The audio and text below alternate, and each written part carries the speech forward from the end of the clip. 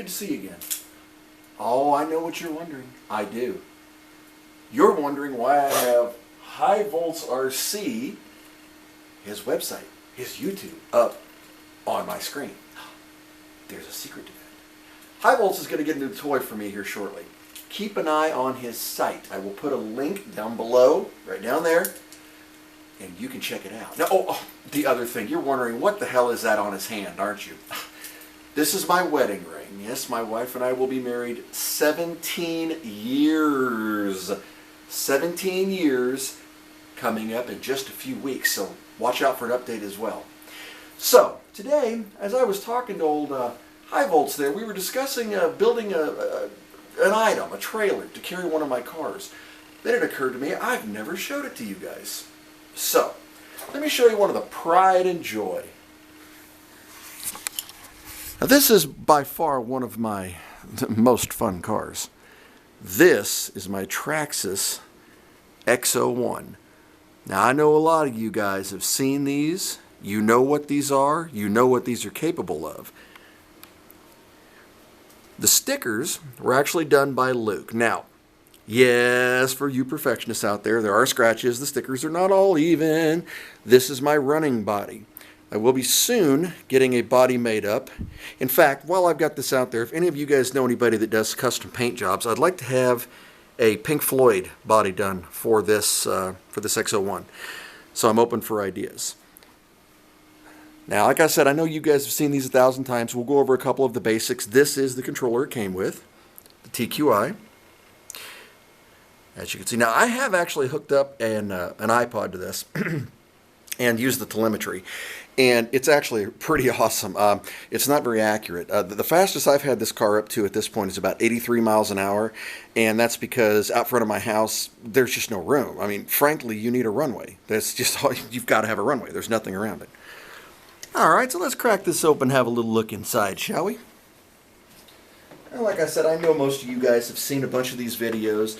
I got to tell you, they don't do it justice. To see one of these in person is something else. It really is. Even without any place to run this, and I really don't have any place, as a shelf queen, it is the most amazing car ever to see. All right, give you a little view of the inside here.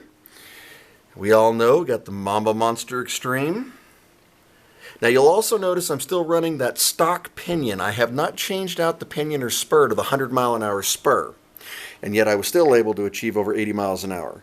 So it all depends on the batteries you use, which is another point.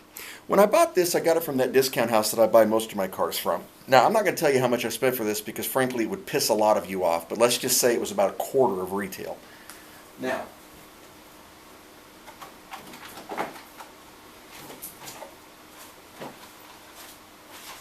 when I bought this car, it came with these Traxxas 3-cell 25C 11-volt LiPos. Now, these are okay. Now, one thing you might notice is when I first got this car, it had been used, I think, as a demo unit. The batteries were plugged in, and they were dead as a doornail. I couldn't even charge them. In fact, I had to use a video off YouTube I found to even get them to take a charge. Now, this one is still in really good shape. You can see that. This one, on the other hand, if you look at it, you can see it's just getting a little on the puffy side. Now, it still functions, but it is a little on the puffy side. So needless to say, this battery does not make it into the XO-1. In fact, neither does this one. The first thing I did is I got online and I picked up some of these Florian batteries.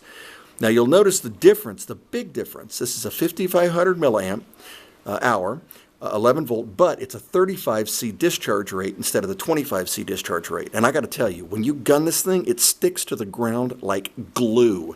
There's nothing else quite like it. I picked up a pair of these online for $72 a pair. Now, you guys have recently seen me running the Ford Raptor, and I'll have some running videos up of my Summit. I will tell you, with the Raptor running that brushless system, I get over an hour and a half on each one of these batteries with no problem.